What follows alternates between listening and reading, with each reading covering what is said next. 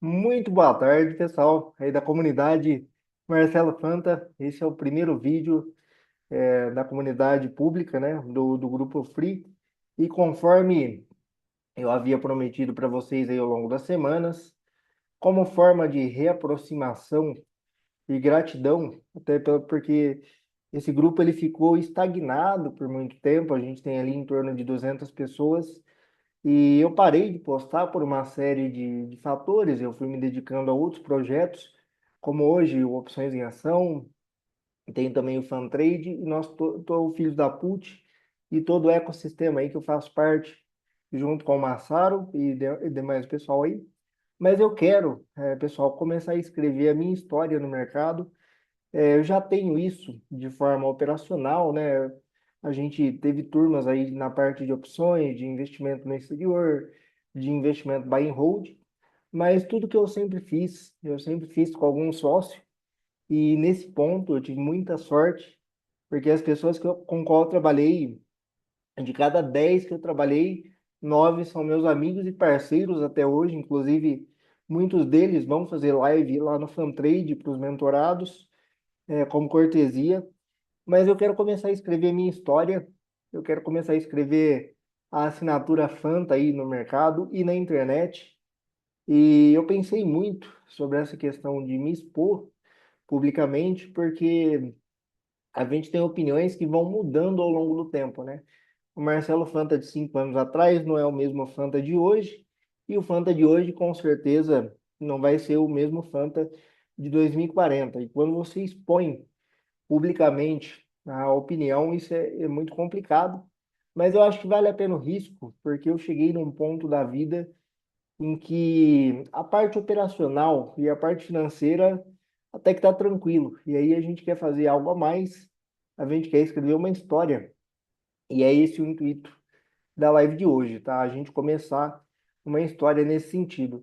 Me comprometo com vocês o seguinte, nós vamos fazer aqui para a comunidade Marcelo Fanta pelo menos uma live de forma mensal, onde eu vou falar um pouco de mercado, majoritariamente mercado brasileiro, que é o que eu realmente opero, que é o que realmente faz parte aí do meu dia a dia. Eu vou tentar combinar a live com vocês com um pouco de antecedência, pelo menos uma semana aí, para que todo mundo se organize. Lembrando que essa live mensal, ela vai ser sempre gratuita, independente se você está no Opções em Ação, se você veio do Filhos da Put, se você veio do Fantrade ou qualquer outro produto nosso, essa live é para a comunidade Marcelo Fanta e eu quero fazer ela sempre via Zoom para criar uma espécie de interatividade, eu poder apresentar o conteúdo e depois trocar ideia com vocês para a gente manter mensalmente aí essa proximidade. E aí, posteriormente, a gravação vai para o público do YouTube, que eu também vou manter uma frequência aí. Agora, finalmente, eu tenho mais braços para me ajudar nessa parte de imagem, parte de editorial e tal. Eu posso focar 100% do tempo em produzir conteúdo e produzir operações, que é o que eu realmente sei fazer. Então, o futuro pretende ser esse. Hoje é dia 24/12, praticamente Natal já. Eu estou positivamente surpreso com a quantidade de pessoas que está presente aqui. Estamos em 8 e eu faço questão de registrar isso, porque o dia que tiver 150 pessoas dentro desse Zoom, eu também vou comemorar do mesmo jeito que eu estou comemorando essas 8. E a ideia é a gente começar pelo começo de tudo, nosso país de todos. Vamos falar do Ibovespa. Vou estar compartilhando a tela aqui com vocês. Tela 2, essa daqui.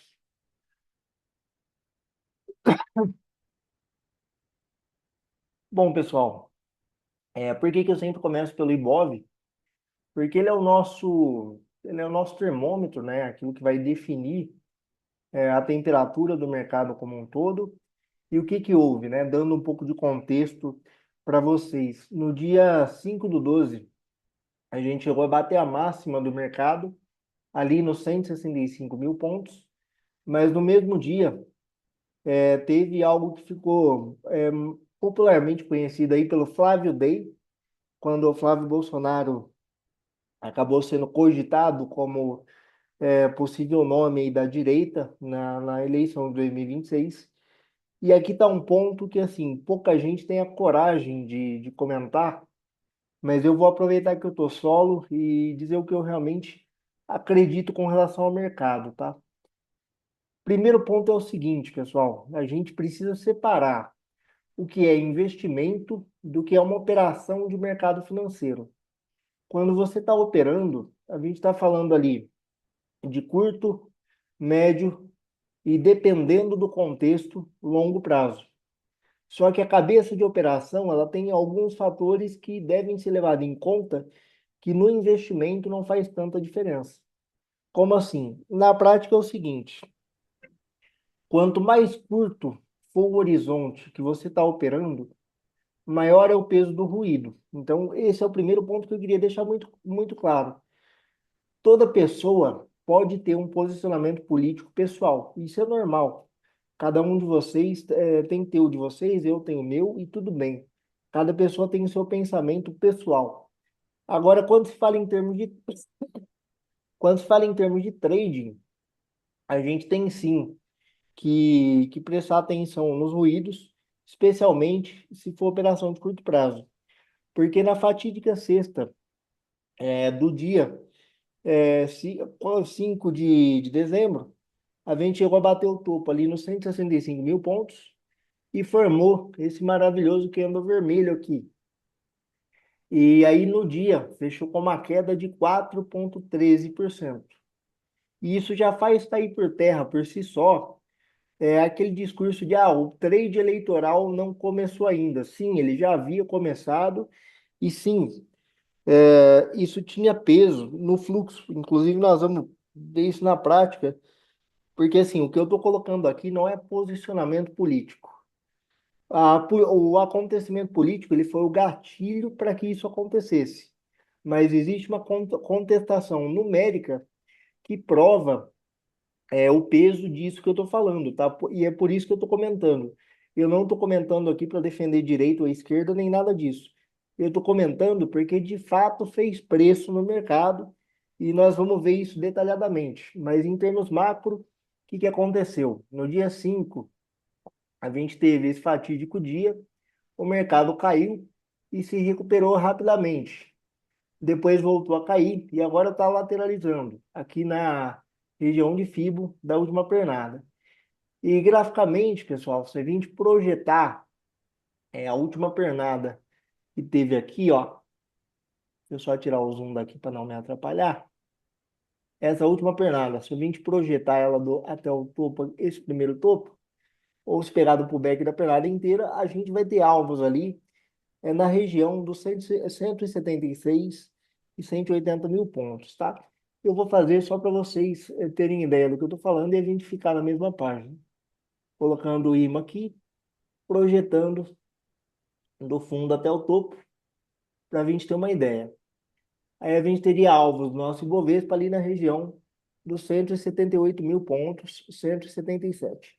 Lembrando que quando a gente fala de Ibov, é sempre região, tá? Eu nunca cravo um número, porque tem uma série de fatores que podem acontecer.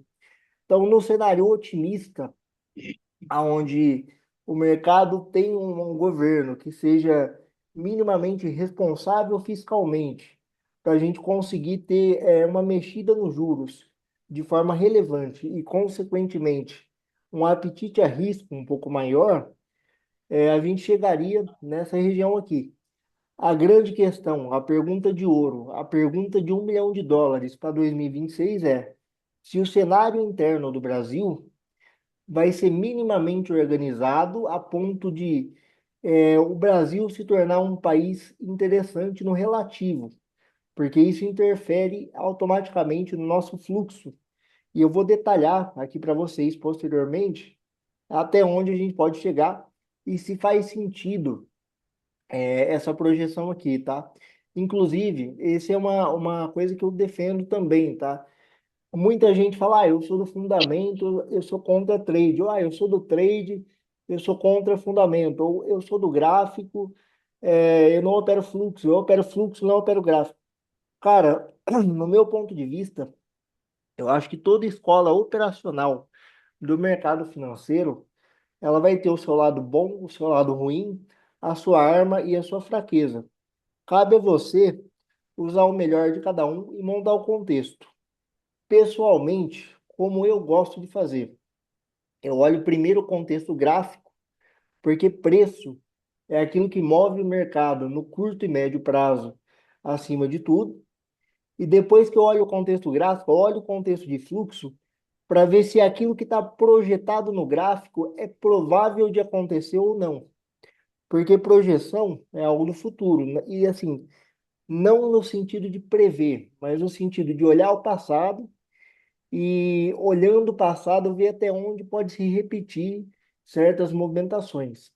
Então, graficamente, a gente tem aí a questão dos 178 mil pontos, mas será que no fluxo isso se traduz? Pessoal, só um minuto, coisas do ao vivo. Ainda bem que vai ser editado.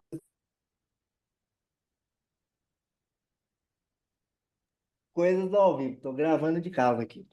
Graficamente, a gente viu que tem contexto aí para a região do 177, 178. Agora vamos ver se isso se traduz aqui no fluxo, tá? Eu vou colocar aqui na tela para vocês. Deixa eu só arrastar aqui. Bom, primeiro dando um contexto, o que que eu faço aqui? Eu faço um cruzamento entre saldo separado por grupo de player, o IBOV, que é o nosso índice de referência, a agressão geral. O que que é agressão geral? Eu monitoro hoje mais ou menos 300 ativos em tempo real e a agressão deles, tanto é, de compra quanto de venda. Então, a soma dessas agressões é a agressão geral. Outra coisa, a soma da agressão geral vem do IBOV mais o índice de small caps. E esses dois índices corroboram aí para a questão dos 300 ativos que eu monitoro. E depois disso, eu separo dessa agressão o que foi fluxo nacional, o que foi fluxo pessoa física e o que foi fluxo estrangeiro. E por que que eu faço isso? Pelo seguinte, eu tenho dados aqui numéricos para provar do porquê acompanhar o investimento do estrangeiro no Brasil. A gente tem um saldo acumulado hoje. O que que é o saldo acumulado? É o saldo da minha base, tá? Minha base começa no dia 11/11 de 2024, ela ainda está recente, porém ela está sendo atualizada junto com a bolsa, tá? Eu comecei o trabalho do fluxo em 2021, e aí eu aprendi, desenvolvi a metodologia, então eu compilo dados desde 11/11 de 2024 até a presente data. E no acumulado, a gente tem aqui o investidor estrangeiro com 25 bi de aporte, o investidor institucional vendido em 60 bi, pessoa física comprada em 11 bi, instituição financeira, que seriam os bancos, em 8,5 bi, e outros, que seria tesouraria e diretoria das empresas, também comprado em 14 bi. Já no ano de 2025, eu tenho aqui os horizontes de 5 dias, né, que seria uma semana. Por que que eu acompanho o fluxo de uma semana? Para operações curtas, para quando eu vou abrir uma posição que eu vou encerrar rápido, eu vejo se eu tenho parceria do fluxo gringo ou não. De 30 dias, para quando eu estou fazendo um trade mais estratégico, uma coisa que vai demorar um prazo um pouco maior, porém não tão grande a ponto de eu olhar fundamento. E olho também o de 2025 para ver como foi o desempenho aqui no ano. Então, o primeiro ponto que eu queria chamar a atenção, do porquê acompanhar fluxo. Pessoal, se a gente pegar do dia primeiro, o primeiro dia útil de 2025 foi dia 2, tá? Então, se pegar do dia 1º de janeiro de 2025, que vai ter como base o dia 2. Então, do dia 2 até hoje, que a gente tem o último dado divulgado pela Bolsa, 19/12. Fantasy, hoje é dia 24. Por que que o último dado divulgado é do dia 19? Porque a Bolsa tem uma regra que é a chamada proteção de comitente. Por uma questão de proteção patrimonial, ela demora 2 dias para divulgar o fluxo, tem 2 dias de atraso. justamente para a gente não fazer esse acompanhamento de forma tão assídua e não identificar, e ao melhor, e ter mais dificuldade para identificar os grandes movimentos. Isso é uma regra da bolsa, é assim que o jogo funciona, e particularmente a gente deveria agradecer, porque o fluxo aberto, que seria a tela aberta, que você sabe quem executou a ordem, é uma particularidade do Brasil, porque lá nos Estados Unidos a gente tem um fluxo que é a chamada tela cega. Você sabe quanto executou, mas você não sabe quem executou. Então, por que que eu olho o fluxo estrangeiro? Porque se a gente olhar os dados, a gente vê a predominância dele em relação ao mercado. Por exemplo, somando todo o grupo de pessoas físicas, do dia 2 até a presente data, pessoa física está comprada em 5,7 bi no ano de 2025.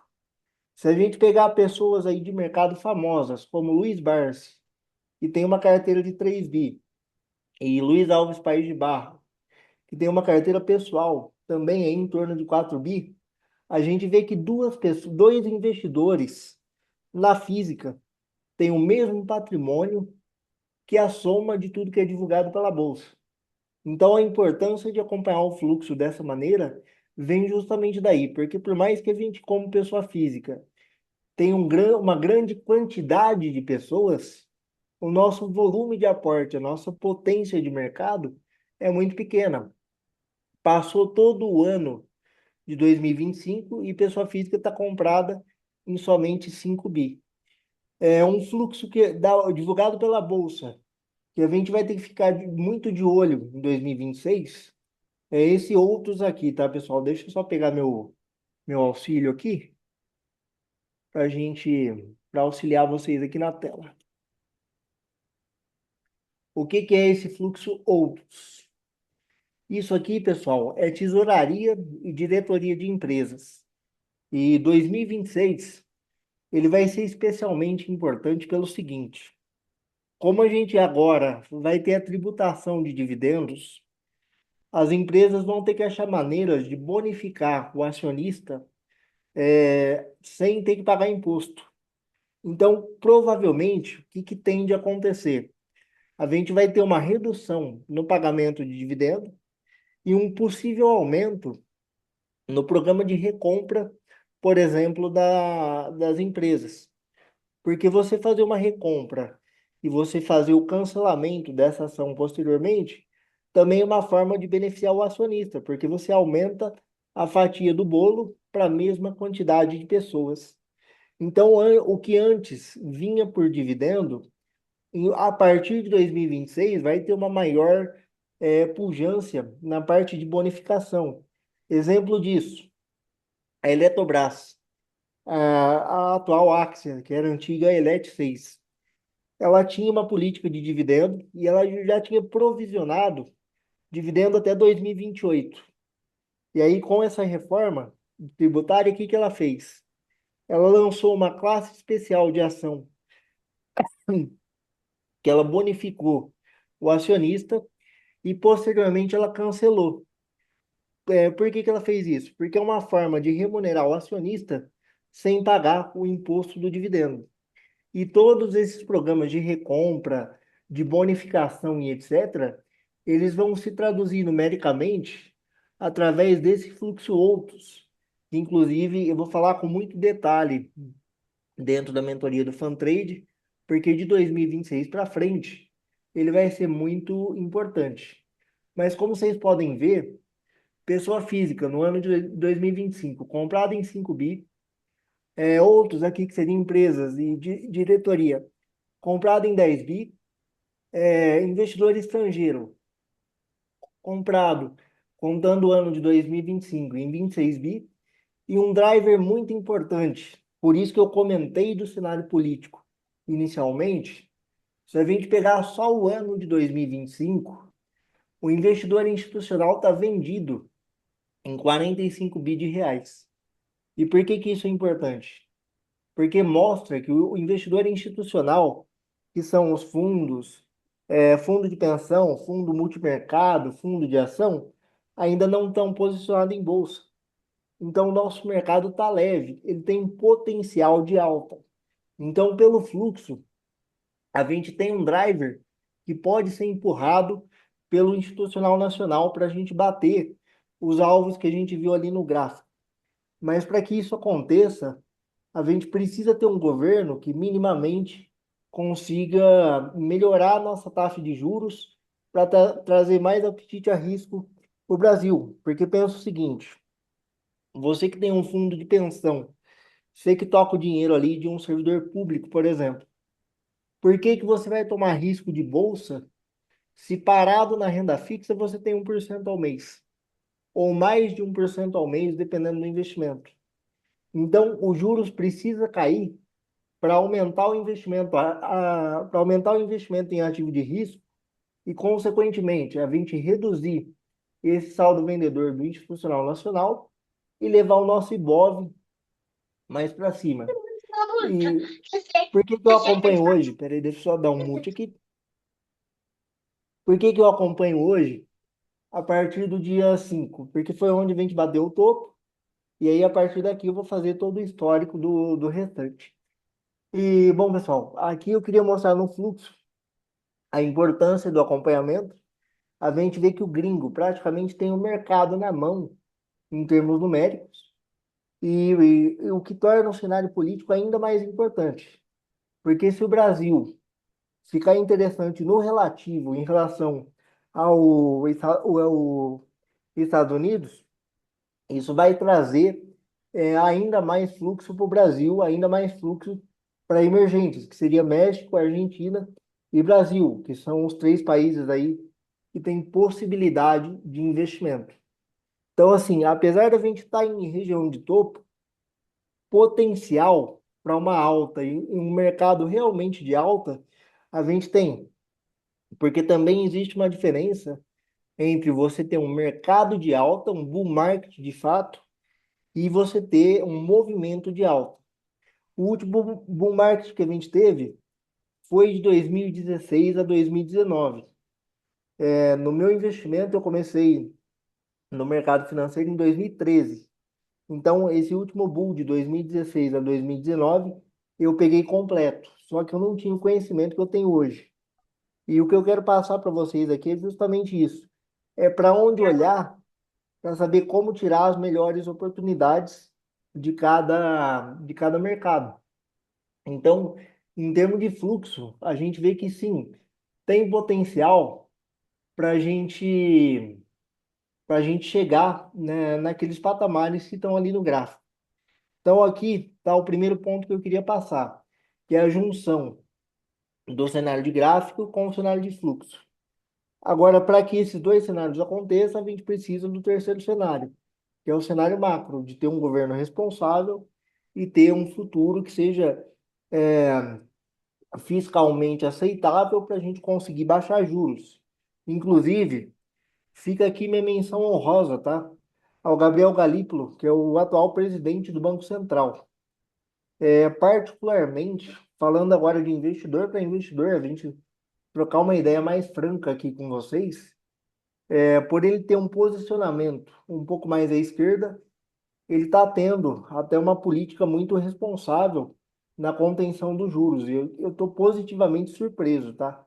Como profissional, pelo que eu esperava dele e pelo que ele executou dentro do mandato, foi fiscalmente muito responsável. Então fica aí a menção honrosa, eu não poderia deixar de comentar. E bom, pessoal, o que que a gente viu até agora? A gente viu os cenários possíveis, que é um governo responsável no mercado de alta e um governo mais como o atual, e aí sim a gente pode ter uma retração ali na região dos 152, 148 mil pontos, caso o nosso cenário otimista não se confirme. Agora, mais importante do que falar de cenário é falar dos papéis que a gente pode se aproveitar, tá? Para isso, eu também trouxe para vocês aqui, em termos de fluxo, tá, pessoal? O stop mensal do nosso IBOV. Opa, eu preciso desligar o coisa aqui, peraí. Aí, agora vai. Top mensal do nosso IBOV. A gente tem aqui vários ativos que estão com fluxo comprador e vários ativos que estão com fluxo vendedor, tá? Eu separo sempre no diário, semanal, mensal e anual. Por que que eu faço dessa maneira? É baseado na teoria de Down, tá? Todo movimento tende a continuar até que ele seja quebrado. É por isso que eu acompanho o fluxo, porque ele parte da seguinte premissa: se você tem um fluxo forte, se você tem pessoas comprando dinheiro grande em região de topo, significa que a partir do momento que o cara colocou dinheiro, ele só vai ganhar dinheiro daquele ponto para cima. Por isso que é importante acompanhar o fluxo e a mudança dele ao longo do tempo. E algumas coisas me chamam a atenção aqui, tá? Se a gente olhar para o Ibov, o que está como destaque? VEG, isso aqui me preocupa, eu vou explicar por quê. A gente tem Embrapa, isso aqui me preocupa, eu também vou explicar por quê. A gente tem Klabin e Suzano, isso também me preocupa e eu vou explicar por quê.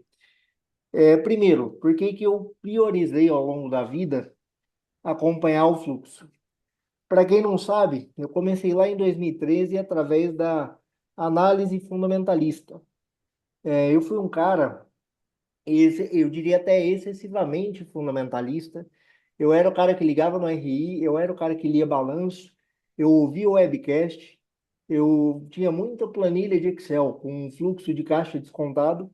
E ao longo do tempo, eu percebi o seguinte: alguém com mais dinheiro, mais competência, mais ferramenta e mais pessoal está colocando dinheiro em determinado local. É melhor eu seguir a galera que realmente tem grana do que eu tentar ter alguma opinião de alguma coisa. Porque eu aqui com as minhas três telas, o meu computador e os meus contatos de WhatsApp, vou ter uma análise infinitamente menor do que uma pessoa dentro de um grande banco estrangeiro, por exemplo. Então, por isso, eu comecei a acompanhar o fluxo. E por que que eu falei que esse fluxo me preocupa? Porque dezembro, pessoal, historicamente, é um mês de alta, tá, para a bolsa. Esse mês tinha tudo para ser, até a nossa fatídica sexta-feira do dia 5, mas a gente viu que deu uma recuada. E me preocupa a VEG, Suzano e Klabin. Tá no top comprador do mensal pelo seguinte: o que que essas empresas têm em comum? A atividade delas é completamente diferente. Só que elas têm em comum o fato de ser dolarizada. E olhando para um cenário macro, o que que a gente tem? Num cenário normal de macroeconomia, é dólar para cima, bolsa para baixo, e vice-versa. Então, se empresas que são dolarizadas estão subindo, isso me mostra que o pessoal está buscando por proteção, que o pessoal está buscando por uma proteção ao risco e não um apetite a risco. Então, VEG, Klabin e Suzano tá na ponta compradora. Isso para mim é um ponto de atenção, tá? Outra coisa que corrobora para dentro da tese que eu estou comentando, tá? A gente vê aqui, ó, empresa dolarizada na ponta compradora. E o que que a gente tem como destaque mensal da ponta vendedora, ó? Dá uma olhada aqui. Açaí, C&A, MRV, Direcional e Cosan. Majoritariamente, o que que a gente tem na ponta vendedora? Varejo e construção civil. Por que que isso é preocupante? Porque essas empresas, elas têm atividade diferente, mas o que que elas têm em comum? Sensibilidade à taxa de juros. Varejo e construção civil são um tipo de empresa que tem um capital muito intensivo. Ela precisa naturalmente de um juro baixo para performar bem em frente a uma economia. E se a gente olhar o contexto do cenário de fluxo, o que que ele está dizendo para a gente? Ó, venda de varejo e compra de empresa dolarizada é alta de juros, alta de dólar e, consequentemente, queda de bolsa. Então, dentro de um cenário potencial para alta, a gente tem, como vocês viram ali nos números. Agora, probabilidade de alta, a gente vê que está tendo, o fluxo está mostrando justamente o inverso. O fluxo está mostrando que a gente pode ter correções pelo menos aí no curto e médio prazo, porque essas são empresas que estavam com ponta compradora, particularmente do gringo, e agora o gringo começou a virar a mão nesse aspecto. Inclusive, uma coisa que eu esqueci de comentar, que é como o mercado performou versus como foi o fluxo. A gente fez o topo aqui no dia 4 e desde o topo até o cenário atual, por mais que a gente tenha recuperado, essa alta aqui ela já não teve participação de fluxo gringo, tá, pessoal? Nos dias que a gente tem acompanhado aqui, do dia 5 até o dia 19, o gringo foi majoritariamente vendedor ou ele teve um comportamento de giro. O que que é um comportamento de giro? É um comportamento onde ele não fica nem. Ele opera mercado pela volatilidade, mas ele não toma um direcional. Ele compra e vende por várias pontas sem tomar um direcional de fato. Então, até os 164 mil pontos, a gente teve sim participação do Green. E desde o dia 5, inclusive pode ver aqui, ó, que essa agressão no dia do Flávio Day foi extremamente fora de padrão, ó. Se pegar as agressões anteriores e até posteriores, essa agressão aqui foi extremamente grande. Então, desde o dia 5 a gente começou o movimento vendedor do gringo. Eu tenho falado isso nos áudios semanais de fluxo, que eu posto para Uhum. vocês e posto também lá na opção de ação. E percebam o seguinte, ele foi mudando o movimento aos poucos. Isso é uma coisa importante da gente entender do fluxo estrangeiro, tá, pessoal? O gringo ele nunca vai mudar de comprado para vendido rapidamente. Ah, pode fazer. Pode Por dividir em quê? quantas vezes? Porque quem Três, faz quatro, cinco, esse. Peraí, deixa eu puxar o mouse dois. aqui. Porque quem faz esse acompanhamento, se o gringo mudar o comportamento de forma brusca, quem faz esse acompanhamento vai perceber e vai seguir. Então o gringo não vai ter liquidez para operar a ponta que ele precisa. Então, normalmente, o que que acontece? Ele está em um cenário, ele começa a lateralizar esse cenário e depois ele vai para o cenário antagônico, que foi justamente o que aconteceu.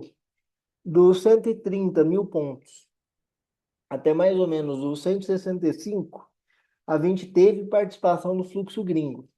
Inclusive, no próprio dia que teve a questão do Flávio, o gringo estava comprado e ele virou o saldo para vendido dentro do mesmo dia. E desde então ele vem lateralizando. Ele passou de comprado para o giro. E recentemente, o último áudio que eu gravei foi segunda-feira. Ele já mostrou um comportamento majoritariamente vendedor. Como a gente pode ver isso? Se a gente ver aqui no fluxo de 5 dias, ó, em 5 dias ele comprado em 1,2 bi, mas a gente pegar um horizonte de 30, ele está vendido em 5,4. E é por isso que eu separo as datas, tá? Justamente para tentar identificar onde está tendo mudança de movimento. E é baseado nessa base aqui que eu faço o áudio ali para vocês, que sai para vocês sair na terça. Ele sai na segunda, dentro da comunidade de Opções em Ação. Inclusive, eu faço questão que saia antes do pregão, para o pessoal já ir armado operando na segunda-feira. E na terça, eu disponibilizo para vocês, de forma gratuita, um conteúdo lá da assinatura, que é o áudio semanal de fluxo estrangeiro. E o intuito da aula de hoje é eu explicar a mecânica que está por trás daquele áudio, porque às vezes quando eu falo, o gringo está girando, o gringo está comprando, o gringo está vendendo, é importante que a gente entenda como isso se traduz em números. Então, o que que a gente viu até agora? Que a gente tem potencial de alta, mas a probabilidade, pelo menos no curto prazo, não é de alta, e muito pelo contrário, né? O gringo está vendendo varejo e comprando empresas dolarizadas, como eu disse anteriormente. E ter esse cenário em mente é importante para a gente não ficar à mercê de notícias, tá, pessoal? Porque eu tenho visto muita gente da internet aí que está deixando de olhar os dados e colocando a opinião pessoal na frente. Porque, assim, infelizmente, se a gente não tiver um governo responsável, não adianta. O Brasil não vai ser economicamente interessante por conta da taxa de juros, pessoal. Isso não é uma questão de opinião, não é uma questão política. Por mais que você não goste de acompanhar, se você opera mercado no curto e no médio prazo, você é obrigado a acompanhar, faz parte do trabalho. Porque o que que acontece? O cenário macro define o fluxo, e o fluxo é o que vai definir preço, o fluxo é o que vai definir se a sua operação vai dar certo ou não, porque é o que mexe preço no curto e médio prazo. É claro que se você falar, poxa, Fanta, eu sou um buy and hold, eu sou um holder, é, eu faço investimentos de longo prazo.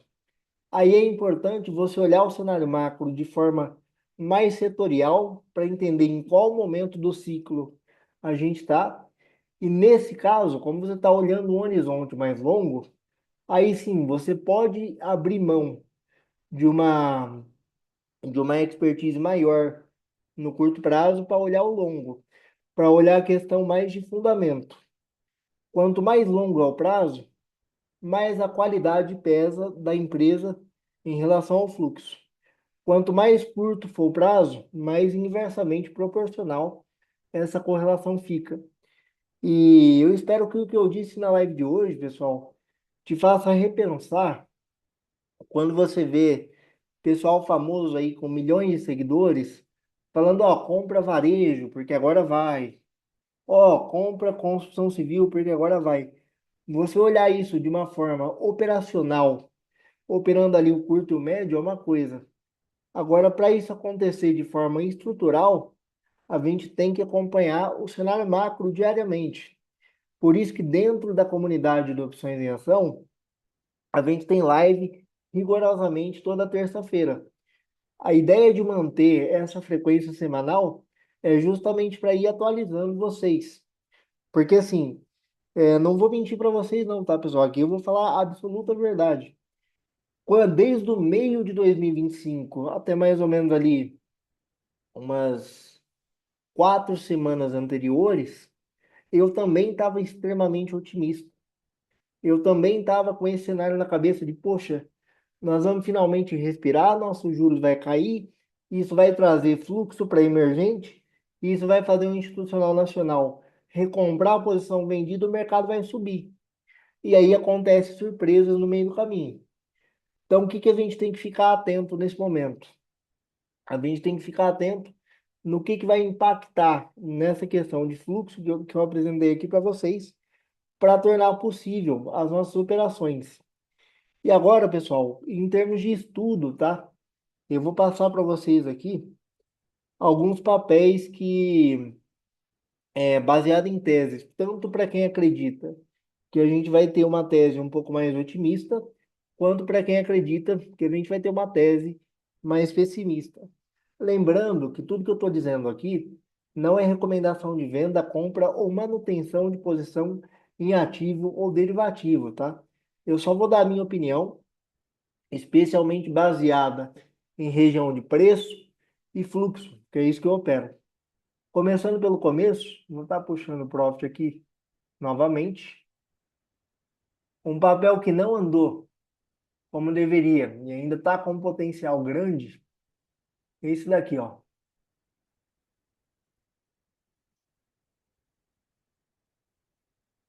Petro Recôncavo. Primeiro, o que me fez olhar Petro Recôncavo? Pessoal, acima de tudo, o que eu opero, o que manda no meu operacional, majoritariamente, em primeira instância, é o preço. Depois do preço, eu olho o fluxo para saber quem é o responsável por aquela movimentação. E por que que eu olho isso? Exatamente pelos motivos que eu mostrei para vocês. A pessoa física, ela é capaz de iniciar o movimento, só que ela não tem bolso, fundo suficiente para manter esse movimento que ela iniciou. Por isso que sempre que eu olho a região de preço, eu olho quem está na ponta vendedora e quem está na ponta compradora de cada ativo naquela região de preço. E o que que acontece na PetroRecôncavo? A PetroRecôncavo é um grande exemplo disso. Primeiro, que se a gente olhar historicamente, está numa região de fundo aqui, ó. Ela fez o IPO em 2021, está com preço hoje em 2025, numa região de preço de baixa. E o que que acontece em termos de fluxo? Agora eu não vou mostrar os dados aqui, porque como o mercado está fechado, o profit não vai puxar. Mas o que que a gente tem como histórico? Majoritariamente o gringo estava vendido e ele começou a recomprar a posição. Então o que que a gente tem aqui, ó? Uma ação que está numa região de fundo e que tinha uma pressão vendedora bastante grande que começou a arrefecer. O gringo, nesse papel aqui, ele está virando a mão de comprador para vendedor. Quem acompanha os áudios da segunda e terça-feira vai ver que eu estou falando, ó, Petro Recôncavo, o gringo está vendido, mas numa intensidade menor do que a semana anterior. Olha, Petro Recôncavo está levemente comprador. Olha, Petro Recôncavo está comprador de baixa intensidade. Então, esse é um papel que tem um potencial de alta bastante grande pela região de preço. E aí, cada um vai ter o seu operacional. Posteriormente, pô, eu vou dar um exemplo, tá? Grafista pode olhar como uma possível formação aqui, ou de um ombro, cabeça a ombro, ou de um topo duplo. Vai depender da interpretação. O que eu estou falando aqui é de fluxo. Em termos de fluxo, a gente tem potencial de alta, sim. Por quê? Porque tinha uma pressão vendedora nessa região que arrefeceu e a gente tem assimetria aqui na região do 12 e 13 reais. Um papel que hoje está 11, então a gente tem potencial de upside. Agora, Fanta, eu estou acompanhando a pesquisa ali da Quest. Eu não acredito que a gente vai ter um governo majoritariamente responsável. Eu estou pessimista. O que que eu olho? Vamos dar uma olhada nesse papel aqui, ó. Por mais que ela tenha tido a alta recente, deixa eu dar uma limpada aqui no gráfico para facilitar a visualização de vocês.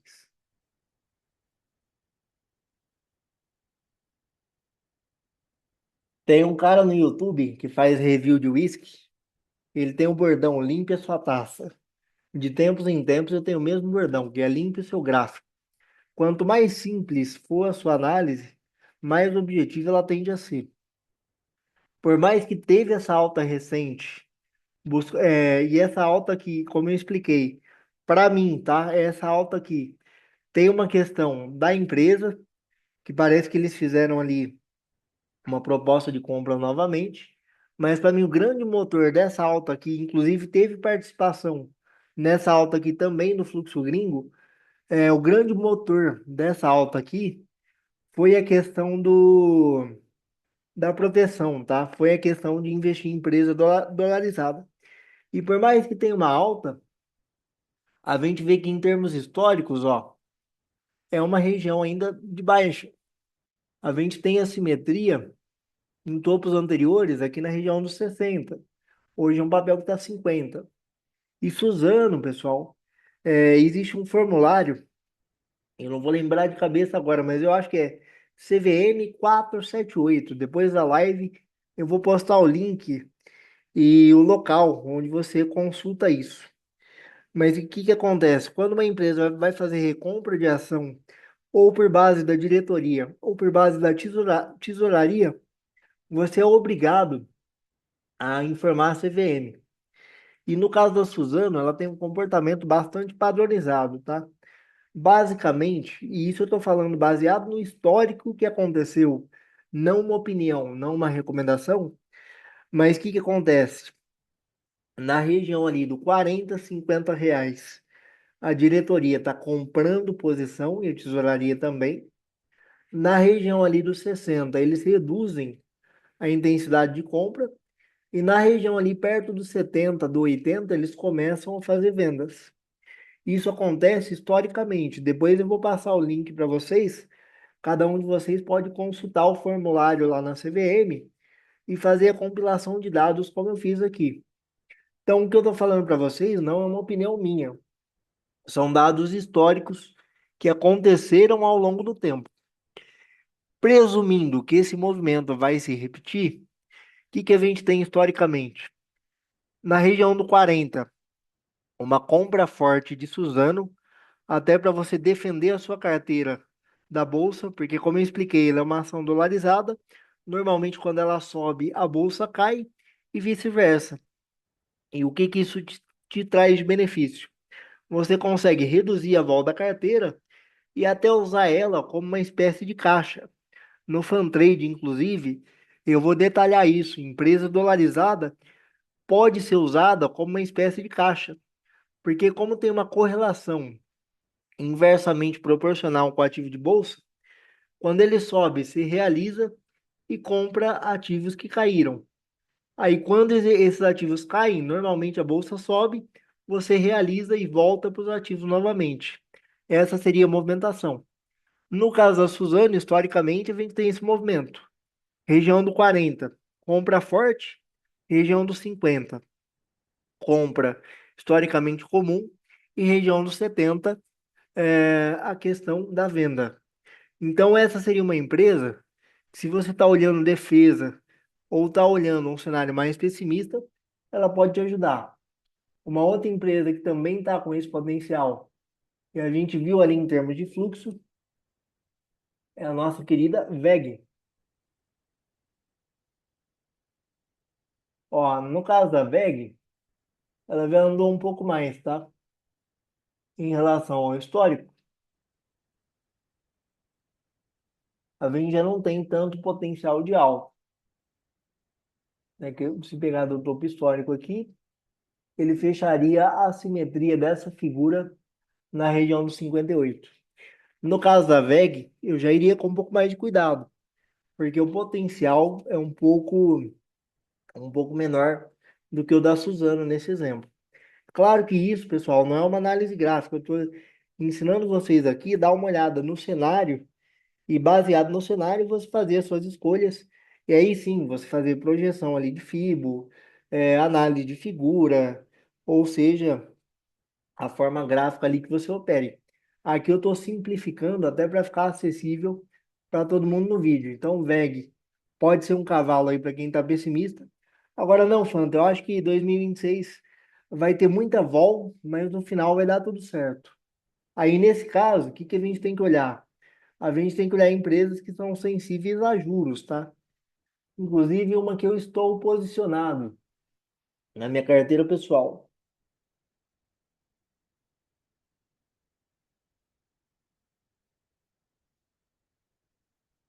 Essa aqui já está graficamente mais interessante. Porque o que aconteceu? Primeiro, qual é o contexto disso aqui? Quem acompanha as lives de terça viu que eu falei várias vezes, ó, pode voltar para o 7,73. Hoje o ativo está 7,74. Por quê? Exatamente pela região de preço. Historicamente, como está o contexto dessa ação?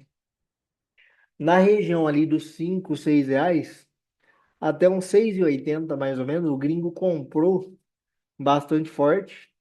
Então a gente pode ver a pernada aqui, ó. Nessa pernada teve participação do fluxo estrangeiro. Quem acompanha nossas lives semanais viu eu falar bastante desse papel. Chegou a bater ali no topo do 9,51. E esse topo aqui ele já era projeção, ó. Que aí eu projetei essa pernada para ver até onde a gente poderia ir, que seria aí a região do 11,65, como alvo final comprador. E aí teve todo aquele cenário político.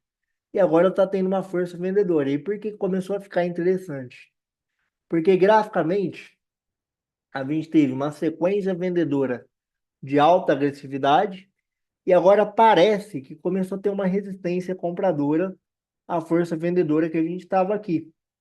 Então pode ser que seja uma oportunidade da gente fazer uma compra aqui entre 7,70 a 7,05 para retomar pelo menos ali o 9,50.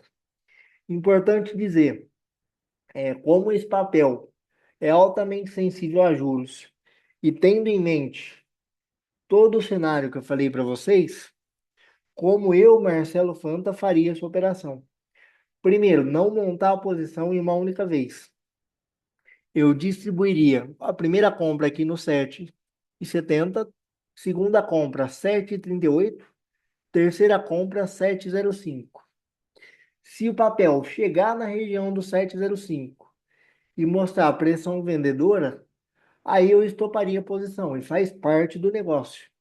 Agora, a ideia é ir comprando gradativo nessa baixa, que ele segure nessa região de ouro de Fibo para retomar pelo menos a projeção ali do 9,50. Lembrando que esse papel precisa de taxa de juros para performar. Inclusive, um outro papel também que está dentro dessa questão é a Vamos.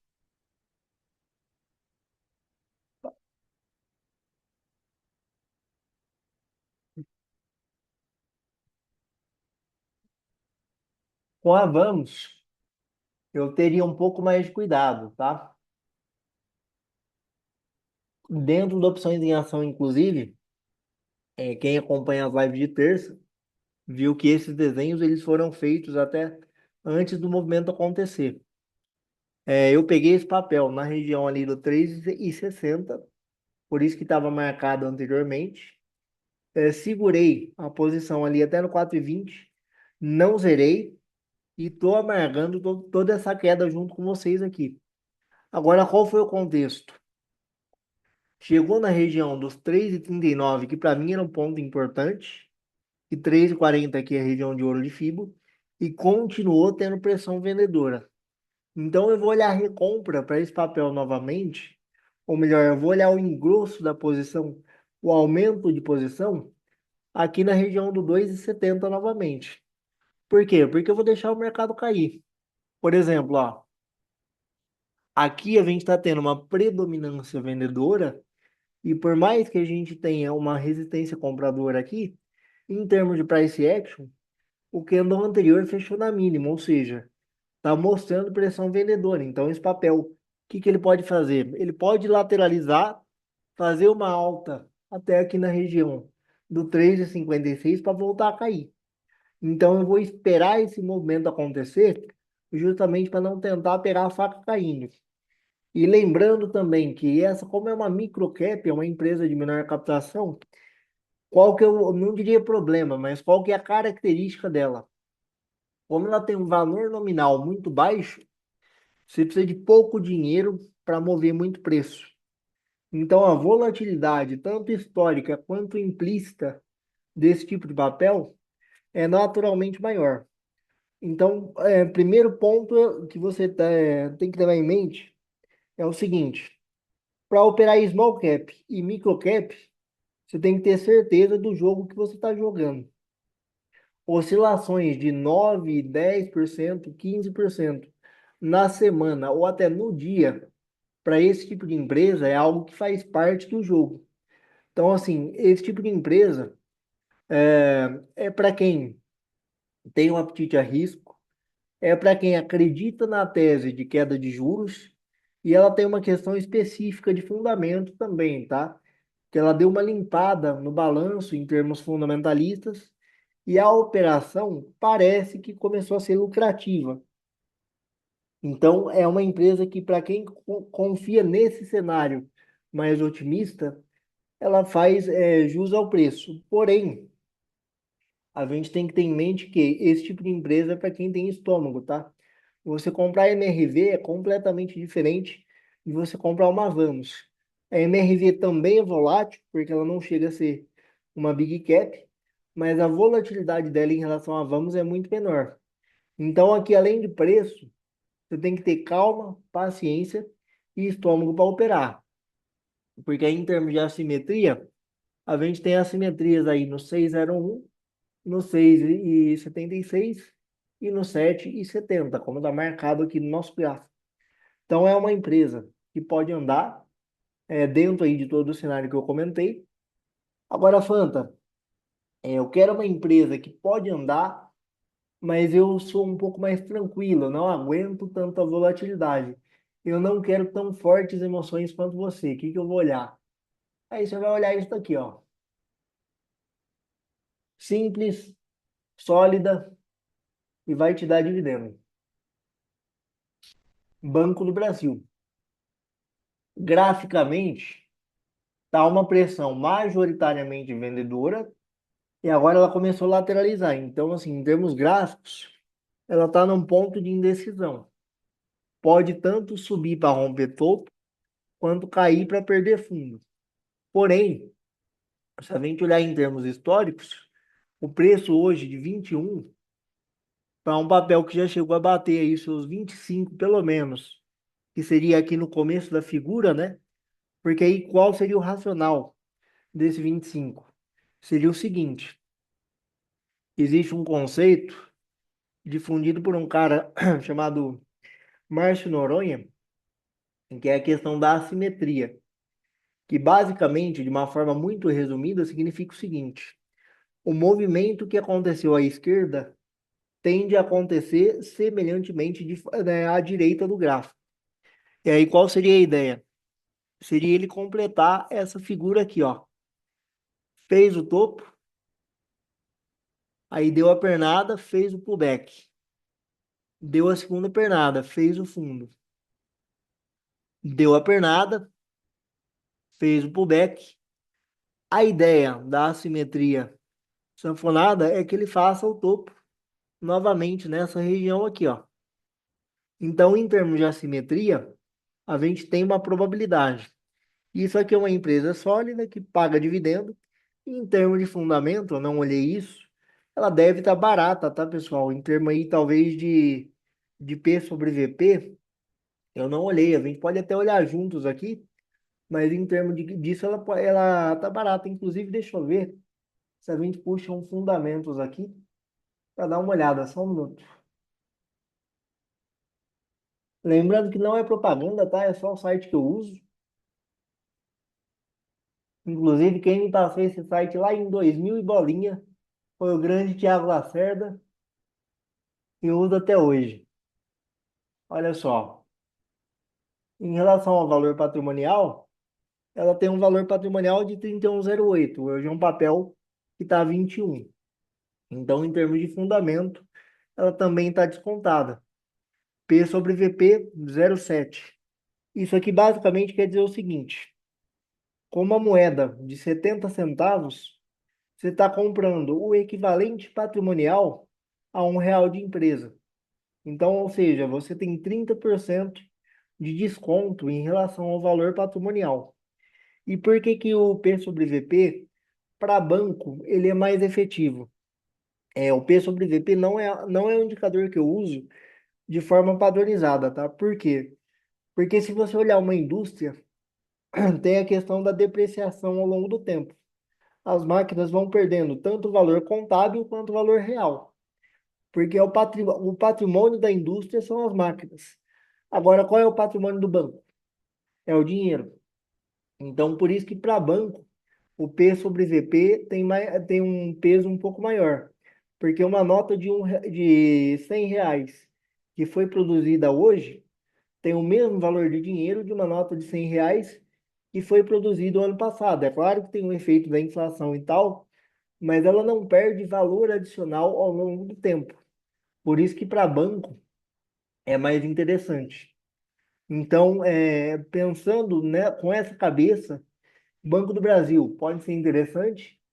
Agora, o cara que é um pouco mais arrojado, gosta de tomar um pouco mais de risco, mas quer ficar também num setor que é resiliente, um papel que pode surpreender apesar de tudo é esse daqui, ó. Não, tem que fechar aqui, senão não. Um outro papel que pode surpreender é isso daqui.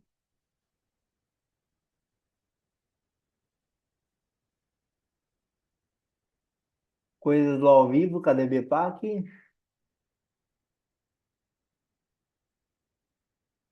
Meu profit não quer puxar.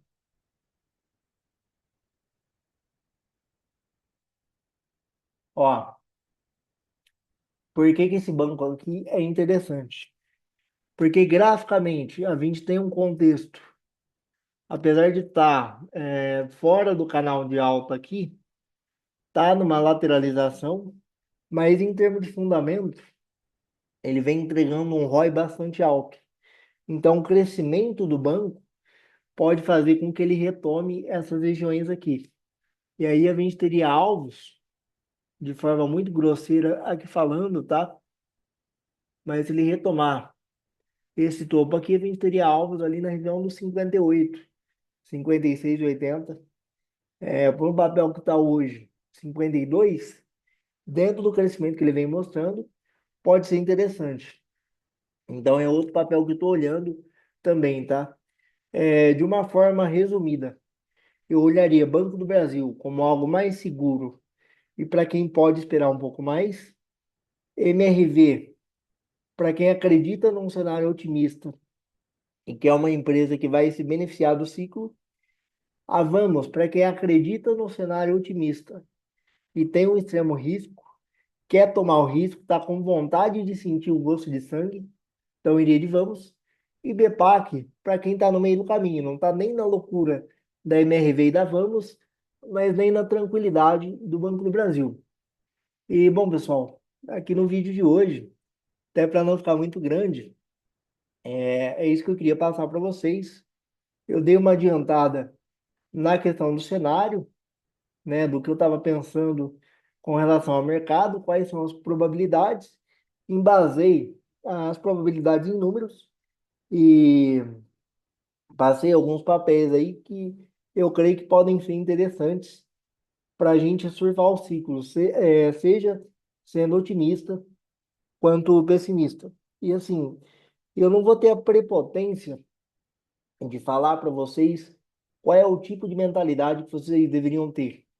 Porque tem gente que vai acreditar de forma mais otimista e vai ter gente mais pessimista. Eu acho que seria muita prepotência da minha parte passar só o que eu penso e ignorar os outros papéis. Por isso que eu tentei passar para gregos e troianos quem acredita na evolução, quanto quem acredita na continuidade do movimento de queda atual. Inclusive no Ibovespa, ele deve estar formando alguma figura gráfica de queda, alguma questão de retração e etc. Mas, particularmente, pessoal, eu creio que essas duas últimas semanas do ano não me surpreenderia se a gente tivesse uma alta um pouco maior, porque o mercado fica com baixa liquidez, ele fica leve e os fundos precisam fechar a meta do ano, né? Precisa fechar a janela operacional. Trimestralmente é importante, porque atualiza a carteira e ajuda o pessoal do comercial, tá? Os movimentos trimestrais, mensais e anuais tendem a ser um pouco mais relevantes do que o restante, porque eles ajudam na janela comercial. Por exemplo, quando você vai vender um fundo multimercado, você olha a performance do ano, a performance do trimestre e a performance ali do mês, normalmente. Então, por isso que esses movimentos são importantes. Bom, pessoal, passei aqui o que eu tinha de conteúdo para esse mês. Meu compromisso com vocês. Mês que vem estarei aqui novamente para eu atualizar vocês quanto ao fluxo, para eu atualizar vocês quanto a papéis. É até importante que eu tenha citado papéis, porque na live de janeiro a gente vai ver qual das teses que se firmou, o que que aconteceu e como a coisa evoluiu ao longo do tempo. Conforme eu falei para vocês, o meu compromisso aqui no grupo Free da comunidade Marcelo Fanta é fazer pelo menos aí um vídeo por mês junto com vocês. Agora eu vou aproveitar e beneficiar também quem está praticamente aí tirando o pé da ceia para estar aqui disponível na live. Quem quiser fazer perguntas, só abrir o áudio aí, pessoal.